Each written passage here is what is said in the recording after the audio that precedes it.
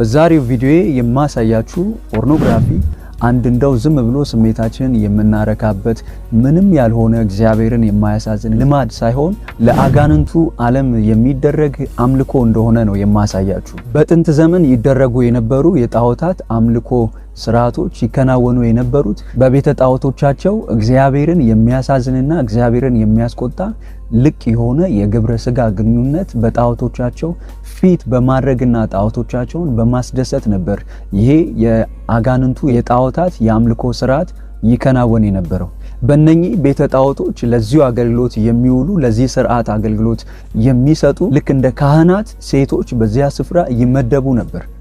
በረጅም የመርከብ ጉዞ የደከሙና ለወራት ይሄንን ተግባር ያልፈጸሙ ነጋዴዎች በአምልኮ ስም ከሀብታቸው ለጣዖቶቹ እየገበሩ ከነኚህ ሴቶች ጋር ልቅ የሆነ የግብረ ስጋ ግንኙነት በማድረግ በዚህም ጣዖቶቻቸውን ያስደስቱ ነበር። ታዲያ ይሄ እግዚአብሔርን እጅግ በጣም ያስቆጣ ነበር።